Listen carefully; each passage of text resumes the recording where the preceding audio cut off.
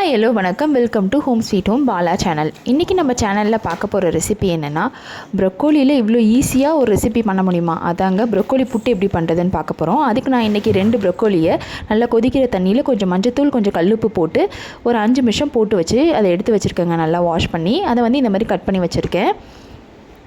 அதை நம்ம பாயில் பண்ணி எடுத்துடலாங்க. ஃபஸ்ட்டு அதுக்கு நான் இட்லி பாத்திரம் வச்சு அதில் ஒரு பாயில் பண்ணுற வெசல் வச்சு உள்ளே நான் கட் பண்ணது எல்லாத்தையும் எடுத்து வச்சுட்டேங்க. வச்சுட்டு ஒரு 5 to 7 minutes க்ளோஸ் பண்ணி பாயில் பண்ணிடலாங்க. இப்போ ஓப்பன் பண்ணி பார்த்தா நல்லாவே ப்ரொக்கோலி பாயில் ஆகிருக்கும்.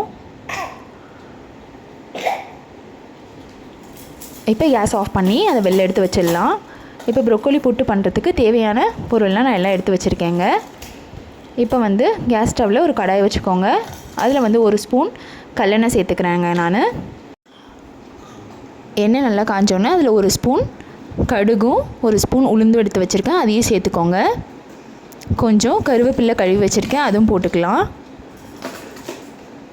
ஒரு பெரிய வெங்காயம் கட் பண்ணி வச்சுருக்கேன், அதுவும் சேர்த்துக்கோங்க. பச்சை மிளகா ஆப்ஷனலுங்க, நீங்கள் சேர்க்குறதா இருந்தால் அது குட்டி குட்டியாக போட்டு எண்ணெயில் வதக்கி சேர்த்துக்கோங்க.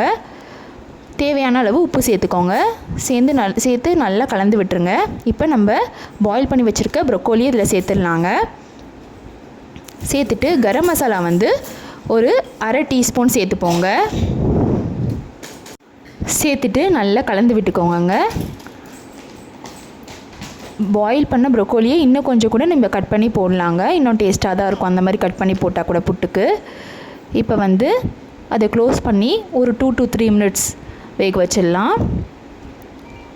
இப்போ இந்த ஸ்டேஜில் நம்ம துருகி வச்சுருக்க தேங்காவை சேர்த்துடலாங்க. ஒரு 2 கைப்பிடி தேங்காய் சேர்த்துக்கோங்க. சேர்த்துட்டு நல்லா கலந்து விட்டுருங்கங்க.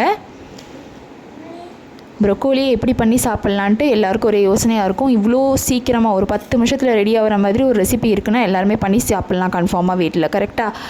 அதனால் நீங்களும் இதை உங்கள் வீட்டில் ட்ரை பண்ணி பாருங்கள். உங்களுக்கு இந்த வீடியோ பிடிச்சிருந்தா லைக் பண்ணுங்கள், ஷேர் பண்ணுங்கள். நம்ம சேனலை மறக்காமல் சப்ஸ்கிரைப் பண்ணுங்கள். தேங்க்யூ.